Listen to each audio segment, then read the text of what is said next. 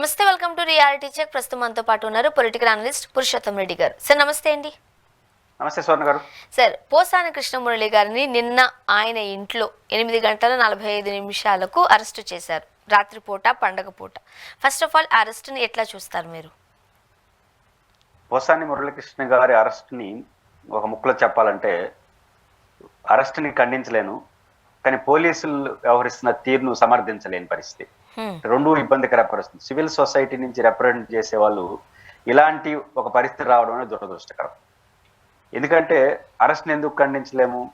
గతంలో మన పోసాని మురళీకృష్ణ గారు పవన్ కళ్యాణ్ గారి పట్ల కానీ కొంతమంది పట్ల ప్రెస్ మీట్ పెట్టి హైదరాబాద్ చేసిన వ్యాఖ్యలు బియాండ్ ది లైన్స్ దాటాయి.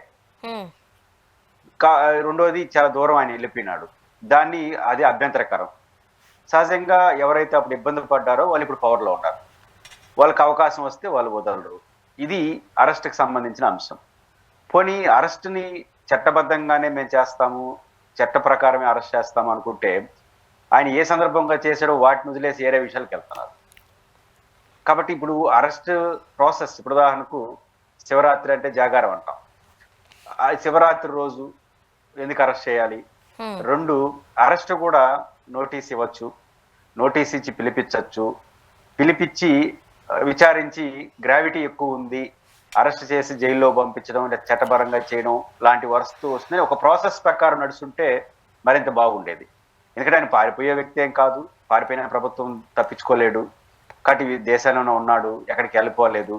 సో ఆయన్ని మీరు చట్టబద్ధంగా యాక్ట్ చేయడానికి కావాల్సిన అన్ని అవకాశాలు ఉన్నాయి. కాకపోతే ఒకవేళ ముందస్తు నోటీసులు ఇవ్వడం చేస్తే ఏమన్నా ముందస్తు బెయిల్ తెచ్చుకుంటారా, ఇట్లాంటి అనుమానాలు ఉంటే ఉండొచ్చు. ఇక్కడ జైల్లోనే పెట్టాలనేది టార్గెట్ కాదు కదా. చట్టపరంగా శిక్షించడం అంటే అనేక పద్ధతులు ఉంటాయి. కాబట్టి చట్టం పద్ధతిలో వ్యవహరించేటప్పుడు కొంచెం జాగ్రత్తగా, అదే విధంగా కొంచెం హుందాగా వ్యవహరించితే బాగుండేది. ఈ మాట అన్నాం అనుకోండి, ఆయన హుందాగా మాట్లాడినారా అంటారు. ఈరోజు చట్టం ముందు ఒక రకంగా మాట్లాడుతున్నారు, చట్టం బిహైండ్ రాజకీయ ఉపన్యాసాలు చెప్తున్నారు అందరు. ఏమని ఇప్పుడు ఉదాహరణకు పోసాని మురళీకృష్ణ గారు అరెస్టు గతంలో జరిగినటువంటి పరిణామాలు, పోసాని మురళీకృష్ణ గారు బియాండ్ లిమిట్స్ దాటి మాట్లాడిన సందర్భంలో అందుకు జరుగుండొచ్చు అన్నాం అనుకోండి. అదే పోసాని మురళీకృష్ణ గారు వైసీపీ వాళ్ళు ఏమంటారు? అదే పోసాని మురళీకృష్ణ గారి కుటుంబ సభ్యుల పట్ల వాళ్ళు ఎట్లా మాట్లాడినారు అంటారు. ఇప్పుడు తెలుగుదేశం పార్టీ వాళ్ళు ఏమంటారు? వారు పవన్ కళ్యాణ్ గారి పట్ల కానీ మా పట్ల కానీ ఎట్లా మాట వాళ్ళు అంటారు. ఇక్కడ ఎవరైనా మేము చేసిన కరెక్ట్ అనట్లేదు. పోసాని మురళీకృష్ణ నా వ్యాఖ్యలు కరెక్ట్ అన్నాడు, వాళ్ళు ఏం చేసినారు అంటారు వైసీపీ వాళ్ళు. తెలుగుదేశం వాళ్ళు మా వ్యాఖ్యలు కరెక్ట్ అంటారు, వాళ్ళు ఏం చేశారు అంటారు. ఇక్కడ ఎక్కడ చట్టాన్ని ఎవరు అమలు చేస్తున్నారు? కాబట్టి ఇది ఇట్లా బియాండ్ లిమిట్స్ అందరూ దాటేస్తే ఇంకా వ్యవస్థకు విలువే ఉంటుంది. కాబట్టి ఈ ఎపిసోడ్ అనేది పెక్యులర్గా చూస్తాను. ఖచ్చితంగా నేను భావిస్తుంది పోసాని మురళీకృష్ణ చట్టబద్ధంగా ఏ చర్య తీసుకున్నా ఎవరికి అభ్యంతరం లేదు. అది లిమిట్స్ దాటి ఆయన ప్రవర్తించాడనే పేరుతో వాయిస్, మీరు చట్టాన్ని లిమిట్స్ దాటి వ్యవహరించకూడదు కదా. ఉదాహరణకి నిన్న అరెస్ట్ చేసి ఈ రోజు డేట్ వేయడం ఎందుకు, అంత హడావుడు ఎందుకు? ఇప్పుడు నోటీసులో అదే కదా మనం చూసాం. దాని మీద డేట్ వచ్చి 27 ఉంది, వీళ్ళు అరెస్ట్ చేసింది 26న. మరో పక్క మనం క్లియర్గా చూసినట్లయితే ఏపీలో రాయలసీమ ప్రాంతంలో ఈ కేసుకు సంబంధించి మణి అన్న ఆయన ఒక కేసు పెట్టారు. ఎప్పుడో ఒక 2-3 ఏళ్ల క్రితం జరిగిన దానికి నంది అవార్డులకు సంబంధించో లేకపోతే వేరే విషయాలకు ఒక్కొక్క వర్గం వారిని కించపరిచేలా, కులాలకు సంబంధించి రకరకాల మెన్షన్ చేస్తూ కేసు పెట్టారు. ఇప్పుడు పెట్టారు. 4 ఏళ్ల తర్వాత ఆయనకు గుర్తొచ్చిందా అనేది కూడా ఉండింది. ఇప్పుడు ఏపీ పోలీసులు తెలంగాణలోకి రాష్ట్రం దాటి రావచ్చా? అంటే ఇక్కడ తెలంగాణ ప్రభుత్వం కూడా ఇప్పుడు ఏపీ పోలీసులకి సపోర్ట్ చేస్తుందా? అలాంటి మళ్ళీ చంద్రబాబు నాయుడు గారు, రేవంత్ రెడ్డి గారి మధ్య ఉన్న సన్నిహిత్యం గురించి వెళ్తూ ఉన్నారు. ఎలా చూడాలి మరి? ఏపీ పోలీసులైనా తెలంగాణ పోలీసులైనా ఖచ్చితంగా వాళ్ళ కేసు రిజిస్టర్ అయితే సహకరించాలి, అనుమతి ఇచ్చడం కాదు. ఒక కేసు బలంగా ఉంటే ఇక్కడ మన పోలీసులు ఏం చేస్తారంటే 2 కానిస్టేబుల్ 3 పంపిస్తే అక్కడున్న లోకల్ పోలీసులు సహకరించి అరెస్ట్ చేసి పంపించాలి. ఇది బాధ్యత. రేపు తెలంగాణ పోలీసులు ఏపీకి వచ్చినా కూడా అంతే. కాబట్టి దీంట్లో ఏం మినహాయింపు ఉండవు.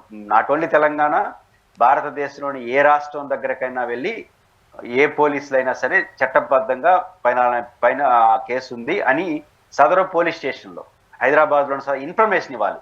మేము ఆంధ్రప్రదేశ్ పోలీసుల నుంచి వచ్చాము, పలానా కేసు, పలానా వ్యక్తి మీద, పలానా అడ్రస్ ఉన్న వ్యక్తి మీద అరెస్ట్ వారెంట్ ఉంది, కాబట్టి మీకు ఇన్ఫర్మేషన్ ఇస్తున్నాం, మీరు కోఆపరేట్ చేయండి అని కూడా కోఆపరేషన్ కూడా తీసుకోవచ్చు. కాబట్టి అదేమి లిమిట్స్ దాటినట్టు కాదు. దీనికి రేవంత్ రెడ్డి గారు చంద్రబాబు గారి సంబంధాలు ఏమి అడ్డురావు నిలబడవు. కాబట్టి ఇది సహజం. కాబట్టి అది రాష్ట్రాల మధ్య అది అదేమి రూల్స్ అగైనెస్ట్ కాదు. ఒకానొక సందర్భంలో పెద్ద స్వామిని తిరుపతిలో అరెస్ట్ చేసేసినారు. ఆయన తిరుపతి శ్రీవారి దర్శనానికి వచ్చాడు. జయలలిత గారి ప్రభుత్వం 2 కానిస్టేబుల్ పంపించి అరెస్ట్ చేసింది. తమాషా ఏంటంటే జిల్లా ఎస్పీ పోలీసులు వందలాది మంది తీసుకెళ్లి ఆయనకు అప్పగించి వచ్చారు. 2 కానిస్టేబుల్ వచ్చారు తమిళనాడు నుంచి. అది రూల్, ఖచ్చితంగా కోఆపరేట్ చేయాల్సిందే. కానీ తెలంగాణ అయినా ఇంకోటైనా చేయాల్సిన తప్పదు. అయితే మీరు ప్రస్తావించినట్టు ఈ డేట్లు, ఈ హడావుడి ఇది కరెక్ట్ కాదంటున్నాను. డేట్లు 27 డేట్ ఎందుకు హడావుడేయాలి? మొత్తం ఎపిసోడ్లో 2 రోజులు జైల్లో పెడదామని ఆతృత ఎక్కువ కనిపిస్తుంది కదా. ఇది అవసరమా? కాబట్టి చట్టబద్ధంగా యాక్ట్ చేయండి. తెలంగాణ పోలీసులు సహకరించాల్సిందే. వారు ఏ తప్పు చేశారో దానికి చట్టం అనుమతించినంత మేరకు వారిపైన చర్యలు చట్టబద్ధంగా చేయండి. లోకేష్ గారు శాసనమండలిలో చెప్పింది కూడా అదే, చట్ట ప్రకారమే చేస్తా ఉన్నారు. గుడ్, చేయండి, తప్పేం లేదు. కాకపోతే వారు అడిగిన ప్రశ్న కూడా చాలా న్యాయమైంది. ఏంటది? గతంలో ఆర్జీవి గారు ఒక ప్రశ్న వేశారు. ఏమని? నేను 4 ఏళ్ల క్రితం ఒక కామెంట్ చేశానని నేను చెప్పి 4 ఏళ్ల తర్వాత ఇప్పుడు మనోభావాలు దెబ్బతినడం ఏంటి? ఇది ఫస్ట్ పాయింట్. ఇప్పుడు మనోభావాలు కూడా ఒకేసారి ఒక 5 పోలీస్ స్టేషన్ పరిధిలో దెబ్బతింటుంది. తమాషా ఏంటంటే కడపవాడికి, ఉత్తరాంధ్ర వాడికి, గోదావరి వాడికి, కృష్ణా జిల్లా 4 జోన్లకు ఒకే రోజు ఒకే సమయంలో మనోభావాలు దెబ్బతింటాయి. ఇది ప్యూర్లీ మోటివేటెడ్ అవుతుంది కదా. కాబట్టి ఇట్లాంటి ధోరణి మంచిది కాదు అంటున్నాను. తప్పును తప్పుగా చూడండి, యాక్ట్ చేయండి, గతంలో చేసిన తప్పులపైన చర్య తీసుకోండి, ఎవరికి అభ్యంతరం లేదు. ఈ తరహా ఇస్తే ఇలా కావాలని చేశారనుకోరా, నెంబర్ 1.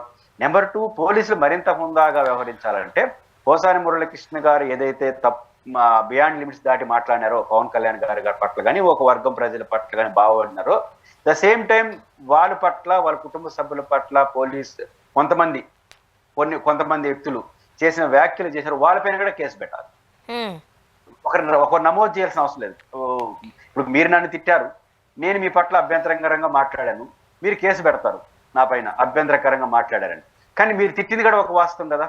అప్పుడు నేను కేసు పెట్టాల్సిన అవసరం లేదు. ఇంక మన ఇద్దరి మధ్య గొడవ ఒక ఇష్యూలో వచ్చినప్పుడు మీరు నాకు కేసు పెట్టినప్పుడు అదే చాలు. ఇంకా విచారణ దశలో నన్ను విచారించేటప్పుడు నన్ను అమ్మాయి గడ తిట్టిందని నేను అన్నాను అనుకోండి, మిమ్మల్ని విచారించాలి కదా, మళ్ళీ కొత్తగా కేసు పెట్టేది. కాబట్టి పోసాని మురళీకృష్ణ పైన తప్పులు చర్య తీసుకోండి. At the same time Posani Muralikrishna పైన ఆ ఎపిసోడ్లో అభ్యంతరకరంగా ప్రవర్తించిన వాళ్ళ పైన కూడా యాక్షన్ తీసుకుంటే ఈ సమస్యకు ఒక న్యాయమైన పరిష్కారం వస్తుంది. అప్పుడు ఈ రెడ్ బుక్ అని, రాజ్యాంగ విరుద్ధం అని చర్చలు రావు. కాబట్టి యాక్టింగ్ అమలు చేయండి. ఇప్పుడు ప్రచారంలో ఉన్నప్పుడు, ఇంతకు ముందు కూడా మనం ఇదే టాపిక్ మీద డిస్కస్ చేస్తాం. ప్రచారంలో ఉన్నప్పుడు ఏదైతే అధికార ప్రభుత్వం ఉంటుందో వాళ్ళకి సంబంధించి వ్యతిరేకంగానో అగైనెస్ట్ గానో లోపాలను ఎత్తి చూపడంలోనూ ప్రతిపక్ష పార్టీలుగా ఉన్నప్పుడు చేయడం సహజం, చేయాలి కూడా రాజకీయ పార్టీలు. కాకపోతే ఆ టైంలో రకరకాల వ్యాఖ్యలు కూడా చేస్తూ ఉంటాం. మేము రెడ్ బుక్ అనేది పెట్టాము, దాని మీద అందరి పేర్లు రాస్తున్నాము, అంతు చూస్తాము, ఇవి సర్వసాధారణమే అని అనుకోవచ్చు, ప్రజలను గ్రాప్ చేయడానికో అట్రాక్ట్ చేయడానికో. కానీ వన్స్ అధికారంలోకి వచ్చిన తర్వాత హుందాతనంగా వ్యవహరించాల్సిన అవసరం ఉంది కదా అంటారు కొంతమంది. కానీ ఇప్పుడు కూటమి ప్రభుత్వం అనుసరిస్తున్న కొన్ని మాటలు ఏదైతే అనిందో ఈ రెడ్ బుక్ రాజ్యాంగం అని, దాన్ని అమలు చేస్తున్నారు ప్రజాస్వామ్యానికి వ్యతిరేకంగా. అది ఎంతవరకు కరెక్ట్? ఇది నా ప్రశ్న. మీరేం చెప్తారు? మౌలికంగా రెడ్ బుక్ అనేది ప్రతిపక్షంలో ఉన్నప్పుడు బానే ఉంటుంది, ఎందుకంటే అధికారం ఉండదు కాబట్టి మేము రాసుకున్నాము. లిమిట్స్ దాటిన వాళ్ళు ఎవరైనా సరే ఈ చర్య తీసుకుంటామని ఒక హెచ్చరిక ప్రతిపక్షం. ఇప్పుడు జగన్ గారు కూడా సప్తసభ్యుల ఆవరణ లాక్కొస్తాను, రిటైర్ అయిన లాక్కొస్తాను మాట్లాడుతున్నాను. ఇది సహజంగా జరుగుతాయి. ఒక వార్న్ చేయడానికి, తమ అభిప్రాయాన్ని వ్యక్తం చేయడానికి, తమ కార్యకర్తలకు మనోభావాలు దెబ్బతినకుండా చూసుకోవడానికి కోసం, ధైర్యం ఇవ్వడం కోసం చేస్తారు. అయితే అధికారంలోకి వచ్చిన తర్వాత ఇదే పనిగా పెట్టుకుంటే ఏమవుతుంది? ప్రతిపక్షంలో అడ్వాంటేజ్గా మారినటువంటి రెడ్ బుక్ అధికారంలోకి వచ్చిన తర్వాత లిమిట్స్ దాటినా ఇదే పనిగా పెట్టుకుంటే అది రెడ్ సిగ్నల్గా మారిపోతుంది. రెడ్ బుక్ అనేది లోకేష్ గారి ఇమేజ్ని పెంచింది ప్రతిపక్షంలో. లోకేష్ సార్ వదలడు, తప్పు చేసిన వాళ్ళు వదలడు అనేది ఇమేజ్గా మారింది. కానీ మెల్లిమెల్లిగా దాన్ని ఏమవుతుంది, అదే పనిగా పెట్టుకున్నారనే మెసేజ్ కానీ ప్రజలకు వెళ్తే అది ఆటంకంగా మారిపోతుంది లోకేష్ గారి భవిష్యత్తు. కాబట్టి అదే ఆయన ఆలోచించుకోవాలి, అధికార పార్టీ ఆలోచించుకోవాల్సిన అంశం. కాబట్టి ఈ యాక్ట్ సంబంధించి వాళ్ళు చాలా జాగ్రత్తగా ఉండాల్సిన అవసరం ఉంది. లేకపోతే ఏమవుతుందంటే ఈరోజు మీరు చేసినారు, రేపు మేము చేస్తాం, ఇది లీగలా? ఈ రోజు నీకు అధికారం నువ్వు చేసావు, రేపు ఇది లీగల్ గా దీన్ని పోతే సొసైటీ ఆడికి పోతే. ఇప్పుడు చూడండి, ఎవరైతే మన పోసాని మురళీకృష్ణ గారు ఉన్నారు, ఆయన అభ్యంతరకర వ్యాఖ్యలు పవన్ కళ్యాణ్ గారి పట్ల చేశాడు, నేను కూడా విన్నాను. దానిపైన చట్టపరంగా చర్య తీసుకోవచ్చు. కానీ ఆయన అరెస్ట్ చేశారు పోలీసులు. ఈ పోసాని గారు తప్పు చేస్తే చర్య తీసుకోవాల్సింది ఎవరు?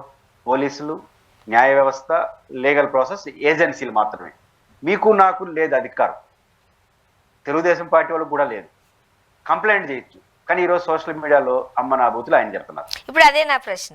ఇప్పుడు ఏదైతే వ్యాఖ్యలు చేశారు అని చెబుతూ ఈయన అరెస్ట్ చేశారో బట్టలు ఓడదీసి కొట్టాలి, ఇంకా కొన్ని పదజాలం మనం వాడలేం. యాజ్ అ జర్నలిస్ట్గా, అనలిస్ట్గా మనం ఈ భాషని ఇక్కడ టీవీల ముందు మాట్లాడలేని పరిస్థితి. గుడ్డలు విడి తీసుకొట్టాలి, అలా కొట్టాలి, ఇలా కొట్టాలి. మరి అలా అనుకుంటే అయ్యన్న పాత్రుడు గారు పోలీసులను ఎంత దురుసుగా మాట్లాడారో, పరుష పదజాలం వాడారో మనం చూసాం. మరోపక్క అచ్చెన్నాయుడు గారు రోజా గారికి సంబంధించి నా మగతనం ఏంటో చూపిస్తా అని అన్నారు. మరి ఈ వ్యాఖ్యలకు సంబంధించి రేపు వైసీపీ ప్రభుత్వం అధికారంలోకి వస్తే వీళ్ళని కూడా అరెస్టులు చేస్తారా? ఈ రాజకీయాలే మనం ఫ్యూచర్కి అందిస్తున్నామా? నేను అంటుంది ఏంటంటే అదే. ఇప్పుడు పోసాని మురళీకృష్ణ గారు చేసిన వ్యాఖ్యలు కొందరు మనోభావాలు దెబ్బతిన్నాయి. నన్ను వ్యక్తిగతంగా నా మనోభావాలు దెబ్బతిన్నప్పుడు అది కరెక్ట్ కాదంటున్నాను. ఎవరి మనోభావాలను దెబ్బతినొచ్చు, ఆ భాష అది కరెక్ట్ కాదు పోసాని గారిది. అయితే పోసాని గారి పైన ఎవరి మనోభావాలు దెబ్బతిన్నా నేనైనా మీరైనా కంప్లైంట్ చేసే అధికారం, చర్యలు తీసుకోమని డిమాండ్ చేసే హక్కు మనకుంది. యాజ్ ఎ పౌరుడుగా, పార్టీలుగా వాళ్ళకు ఉంది. దాని వరకు వాళ్ళని తప్పట్లేదు. కొంచెం అధికారం ఉంది కాబట్టి తొందరగా చేయండి అని చెప్పి ఒత్తిడి చేస్తే దాన్ని కూడా నేను అర్థం చేసుకుంటా. కానీ తిట్టే అధికారం మీకు లేదు. అధికారం ఉంది, ఆయన తిట్టాడు కాబట్టి మీరు తిట్టే అధికారం లేదు. అది నిజమైనప్పుడు ఆయన మీరు తిట్టారు కాబట్టి ఆయన కూడా మిమ్మల్ని తిట్టారని సమం అయిపోతుందా? గతంలో కూడా. ఇప్పుడు ఆయన తప్పు చేశాడు కాబట్టి ఆయన చర్య తీసుకుని డిమాండ్ చేసే హక్కు నేను కాదన్న, కానీ తప్పు చేశాననే పేరుతో మీరు ఆయన తిట్టారనుకోండి, అది ఆయన తప్పుకి ఇది పరిష్కారం మీరు భావిస్తే అప్పుడు ఆయన తిట్టారు కాబట్టి నేను కూడా మిమ్మల్ని తిట్టాను అంటాడు. రెండు సరిపోతుందా? కాబట్టి ఈరోజు ఇట్లాంటి వ్యాఖ్యలు మంచిది కాదు. ఇప్పుడు అన్ని రికార్డ్ అయిపోతాయి సోషల్ మీడియాలో. ఎప్పుడో 4 ఏళ్ల క్రితం ఆయన చేసిన వ్యాఖ్యలు ఈ రోజుకి రికార్డుగా ఉన్నాయి. ఆయన అరెస్ట్ చేసినారు. ఇప్పుడు మీరు అరెస్ట్ అయిన సందర్భంగా ఆయన కొట్టండి, తన్నండి, చంపండి అని మాట్లాడుతున్నారు కదా, ఇవన్నీ కూడా రికార్డెడే కదా. తర్వాత 4 ఏళ్ళ తర్వాత మళ్ళీ వైసీపీ వస్తే వాళ్ళ మనోభావాలు దెబ్బతింటాయి, మళ్ళీ దెబ్బతింటాయి. అప్పుడు మళ్ళీ ఇవన్నీ కేసులు పెడితే వీళ్ళందరినీ అరెస్ట్ చేయరా వాళ్ళు? అంటే ఇదే వద్దు అంటున్నాను. పాయింట్ ఏంటంటే తప్పులు తప్పుగా చూడండి, చట్టం యాక్ట్ చేయనండి, వాళ్ళకి వదిలేయండి, ఒత్తిడి చేయండి, డిమాండ్ చేయండి తప్ప మీరు కూడా యాక్ట్ చేయడం మొదలెడితే అప్పుడు అబ్నార్మల్ సిచ్యువేషన్స్ వస్తాయి. అది ఎవరికి మంచిది కాదు. అది అందరూ ఆలోచించుకుంటే మంచిది.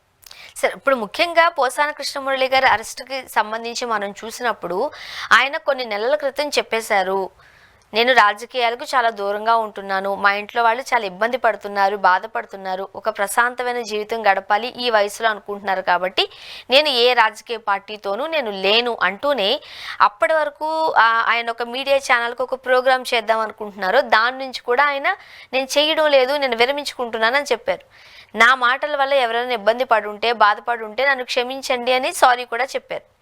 ఆ తర్వాత నుంచి పోసాని కృష్ణమురళి గారు ఊసు ఒక రకంగా చెప్పాలంటే లేదు అనే చెప్పారు. బట్ ఇప్పుడు జీవీ రెడ్డి గారు ఎప్పుడైతే రిజైన్ చేశారో అక్కడి నుంచి డైవర్ట్ చేయడానికి ఇప్పుడు మళ్ళీ పోసాని గారిని తెర మీదకి తీసుకొచ్చారు అంటూ ఒక వర్గం వారి ఆరోపణ. ఆ ఛాన్సెస్ ఉన్నాయా? అంటే జీవీ రెడ్డి ఎపిసోడ్లో తెలుగుదేశం పార్టీ ఆత్మరక్షలో పడిపోయింది.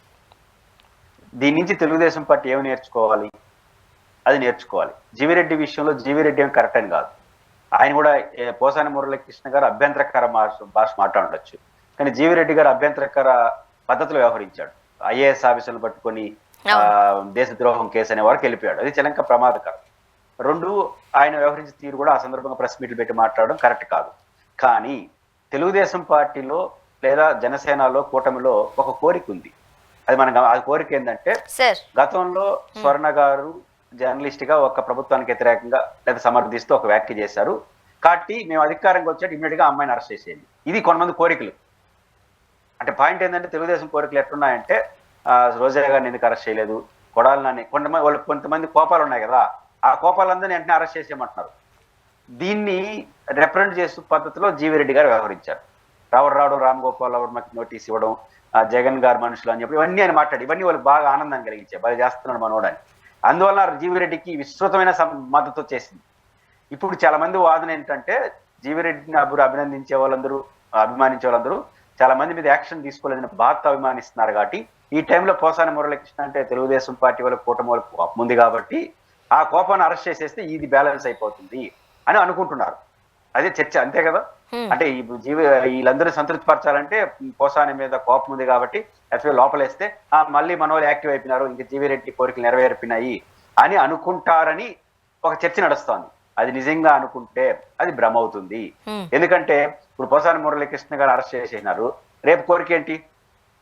కొడాలని ఎప్పుడు అరెస్ట్ చేస్తావు? ఆయన అరెస్ట్ చేసినారు, రోజాని ఎప్పుడు అరెస్ట్ చేస్తావు? అన్ని సరే అండి, జగన్ ఎప్పుడు అరెస్ట్ చేస్తారు? ఇంక దానికి అంతే ఉంది. కానీ ఇట్లా వాటిని ఎంకరేజ్ చేయకూడదు. నిజంగా అది వాదన అయితే చట్టంలో తప్పులు చేసిన వాళ్ళు చట్టబద్ధంగా చర్య తీసుకోండి, ఎవరైనా కావచ్చు, XYZ. చట్టం పని చట్టం చేసుకోవాలి తప్ప కోరికలు మన అభిమానాల ప్రకారం మన ఇష్టాయిష్టాల ప్రకారం చేసుకుంటే అది వారికే నష్టం వస్తుంది. కాసి పోసాని మురళీకృష్ణ విషయంలో కూడా ఆయన ఎంత తప్పు చేసినాడో ఏ చట్టం ప్రకారమైన చర్య తీసుకోవచ్చో ఆ మేరకు యాక్ట్ చేయండి, తప్పేమి లేదు. మిమ్మల్ని అభినందిస్తారు కూడా సమాజం. అంతకు మించిపోయినారంటే అది మీకే నష్టం వస్తుంది. అది ఆ పార్టీ గుర్తు తీసుకుంటే మంచిది. సార్, ముఖ్యంగా ఇప్పుడు పోసాని గారి అరెస్ట్ తర్వాత నెక్స్ట్ ఎవరు? ప్రతి ఒక్కరి మధ్యలోనూ మెదులుతున్న ప్రశ్న ఇది. ఇంకా ఈ లిస్ట్ చాలానే ఉంది అంటున్నారు కాబట్టి ఇంకా దాన్ని టిక్ మార్క్స్ పెట్టుకుంటూ వెళ్ళే అవకాశాలు ఉన్నాయంటారా? నేను అనుకుంటుంది పొలిటికల్ యాక్టివిటీ కొనసాగితే దీనికి కమాలు తప్ప ఫుల్ స్టాప్లు ఉండవు. ఇప్పుడు పొలిటికల్గా ఇది చేసుకుంటా పోదాము అని తెలుగుదేశం ప్రభుత్వం అని కానీ భావిస్తే దీనికి కామాలు తప్ప ఫుల్ స్టాప్లు ఉండవు. నెక్స్ట్ ఎవరు అంటే ఇంకోళ్ళ అభిమతం, వాళ్ళ ఆసక్తి. వరుసగా కొడాలి నాని గారిని అరెస్ట్ చేసేస్తారంట, రోజా గారిని అరెస్ట్ చేసేస్తారంట, ఇంకా పేర్లకే పేరి నాని గారు, సమ్ XYZ అందరి పేర్లు వినిపిస్తున్నాయి. కాబట్టి ఎవరైనా అరెస్ట్ చేయొచ్చు ప్రభుత్వం అనుకుంటే, అది పెద్ద ఇష్యూ కాదు. కానీ ప్రభుత్వం తమ అభిమతానికి లేదా రాజకీయ అభిమతాలకు కాకుండా చట్ట ప్రకారంగా చేస్తే మాత్రం తొందరగా ఎవరిని అరెస్ట్ చేయలేదు, ఎస్టాబ్లిష్ చేయలేదు కేసుని. నా ఇష్టాయిష్టాలు బట్టి అరెస్ట్ చేయకూడదు కదా. అట్లా చూసినప్పుడు ఇంతవరకు ప్రారంభం కాలేదు. కానీ పొలిటికల్ అభిమతం కాచినప్పుడు ఇంక వాళ్ళ ఇష్టం, ఎంతమందిని అరెస్ట్ చేసుకోవచ్చు. కానీ అది అల్టిమేట్ గా అది అధికార పార్టీకి అంత వన్యత కాదు, లేదా ఆ పార్టీ ఆలోచించుకోవాలి. సరే, ముఖ్యంగా జగన్మోహన్ రెడ్డి గారు కూడా ఎవరైతే ఆయన పార్టీకి సంబంధించి వకాల్తా పుచ్చుకుని మాట్లాడారో, వంశీ గారు అరెస్ట్ తర్వాత జైలుకి వెళ్ళి పరామర్శించారు. అండ్ పోసాని కృష్ణమురళి గారి అరెస్ట్ తర్వాత వాళ్ళ వైఫ్కి ఫోన్ చేసి మాట్లాడారు. సో మనం వింటున్న నేపథ్యంలో ఈ పరామర్శల్ని ఎలా చూడాలి? నేనున్నాను అంటూ ఒక ధీమా వాళ్ళకి కల్పిస్తున్నట్లుగా కూడా మనం చూస్తున్నాం. ఏం చెప్తారు? జగన్మోహన్ రెడ్డి గారు పరామర్శ యాత్ర అనివార్యం. ఎందుకంటే తమ పార్టీ నాయకులను అరెస్ట్ చేసినప్పుడు ఆయన వెళ్ళడం, వాళ్ళకి ధైర్యం చెప్పడం, వాళ్ళకి అండగా నిలబడడం అనేది అనివార్యంగా ఒక పార్టీ అధ్యక్షుడికి ఆయనకి తప్పదు. ఖచ్చితంగా ఆయన రెండోది, జగన్మోహన్ రెడ్డి గారు ఇట్లాంటి విషయాల్లో చాలా ఫెరోషియస్గా ఉంటాడు, ఖచ్చితంగా ఉంటాడు. వాళ్ళ కుటుంబ సభ్యులందరికీ ధైర్యాన్ని ఇచ్చే పద్ధతిలోనే వ్యవహరిస్తారు. ఇప్పటి వరకు అరెస్ట్ అయిన వాళ్ళు ఎవరు కూడా పారిపోలేదు. కారణం ఏంటి? ఇప్పుడు అరెస్ట్ అయిన జైలుకు పోయించారు కదా, జైలుకి పోయి అరెస్ట్ వచ్చిన వాళ్ళు మరింత యాక్టివ్ అవుతున్నారు కానీ పారిపోవట్లేదు. కారణం ఏంటంటే ఎవరు కూడా ఒక లిమిట్స్ దాటి నా పైన దాడి చేస్తే అంతకున్నా బెరుగు కూడా పోతుంది. అంతమంది ఏదో కొంచెం బెరుగుగా ఉంటారు, అది కూడా పోతుంది. పోయి ఆయన అవమానించిన వాడికి రెట్టింపు కోపం కూడా ఉంటుంది. ఇక్కడ పనిచేయడానికి మొదలెడతారు. ఎప్పుడు కూడా అరెస్టులు, నిర్బంధాలు అనేది ఒక బ్రేక్ అవుతుంది తప్ప ఫుల్ స్టాప్ కాలేదు భారతదేశ చరిత్రలో కానీ ప్రపంచ చరిత్రలో కానీ. వాళ్ళు యాక్టివ్ అయిపోతారు. కాబట్టి ఇప్పుడు అనవసరంగా యాక్టివ్ చేసిన వాళ్ళు అవుతారు. రెండో, జగన్మోహన్ రెడ్డి గారు ఈ స్వభావం ఉంది కాబట్టి జగన్మోహన్ రెడ్డి గారు పరామర్శలకు వెళ్ళడం, సంబంధిత అధికారులను వార్న్ చేయడం, నేనున్నానని భరోసా ఇవ్వడంతో మరింత ఉత్సాహంగా బయటకు వస్తారు. కాబట్టి జగన్మోహన్ రెడ్డి గారు పరామర్శ అనేది అనివార్యం. రెండో, జగన్మోహన్ రెడ్డి గారు ఇస్తున్న పరామర్శ ద్వారా ఫలితాలు కూడా వస్తున్నాయి. ఎందుకంటే ఫలితాలు ఎట్లా చూస్తారు? జగన్మోహన్ రెడ్డి గారు పరామర్శించిన మొన్నే వల్లభనేని స్మరణిస్తే వెంటనే పోసాన్ని అరెస్ట్ చేసేనారు కదా, ఇంకా ఆయన ఓదార్పు పరామర్శ యాత్రలు ఏం ఫలితాన్ని ఇస్తున్నాయని కొంతమంది అడగచ్చు. ముఖ్యమంత్రి ఆయన కాదు, ఆయన అనుకుంటే ఆగదు, ప్రభుత్వం ఆయనది కాదు. కాబట్టి ఆయన అనుకునేది ఏంది? ఈ పరామర్శల వల్ల, ఈ వెళ్ళి భరోసా ఇవ్వడం వల్ల పిన్నెల రామకృష్ణారెడ్డి గారు బయటకు వచ్చారు, తర్వాత కొంతమంది సోషల్ మీడియా యాక్టివిస్టులు బయటకు వచ్చారు, వల్లభనేని గారు లోపల ఉన్నారు. ఇవన్నీ ఏమవుతాయి? వీళ్ళు పరామర్శించడం, ధైర్యం చెప్పడం ద్వారా బయటకు వచ్చిన తర్వాత మనకు కూడా కసి, మనం కూడా రేపు అధికారులకు రావాలి, మనం ఇబ్బంది పెట్టిన వాళ్ళు మనం ఇబ్బంది పెట్టాలని కసి పెరుగుతుందా? కాబట్టి జగన్మోహన్ గారి యొక్క ఈ పరామర్శ యాత్రలు, ఈ పరామర్శ కొనసాగుతుంది. అది ఖచ్చితంగా ఆ పార్టీని స్ట్రెంథన్ చేయడానికి, నిలబెట్టడానికి అయితే పనికొస్తుంది. మరి ముఖ్యంగా పోసాని గారి అరెస్ట్ తర్వాత మనం చూసినట్లయితే రాజకీయాలకు నేను దూరంగా ఉంటాను అన్న పోసాని గారు ఇప్పుడు కాస్త ఇగోకు పోయో మీరు అన్నట్టుగా, లేకపోతే ఇంకోటో పోయి, లేదు నేను మళ్ళీ యూటర్న్ తీసుకున్నాను, నేను వస్తాను, కమ్ బ్యాక్ అని అన్నారే అనుకోండి, ఎలా చూడాలంటారు? అప్పటి రాజకీయాలు ఎట్లా మారే అవకాశం ఉంది?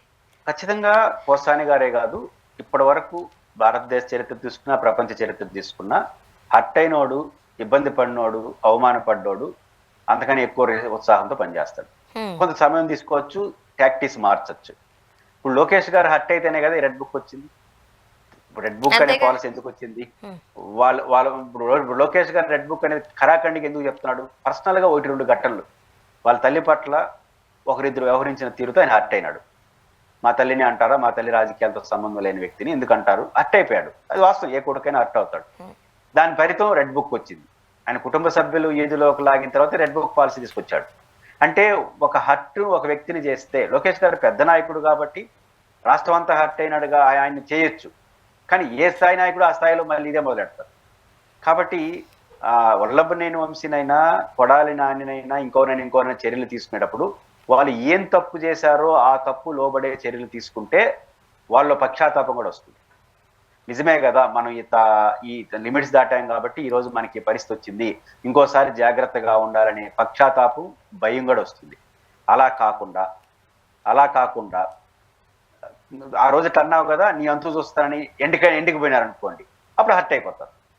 ఎంత తప్పు చేశారు, ఆ తప్పు చట్ట పరిధిలో ఎట్ట చేయొచ్చో అంతకే పరమైతే భయం వస్తుంది, పక్షాతాపం కూడా వస్తుంది. మనం లిమిట్స్ దాటాం కాబట్టి ఈ రోజు ఈ పరిస్థితి వచ్చింది అబ్బా నాకు అనుకుంటారు. ఆ యాక్షన్ తీసుకునే క్రమంలో లిమిట్స్ దాటింది అనుకో ప్రభుత్వం, కసి వస్తుంది. పక్షాతాపమా కస?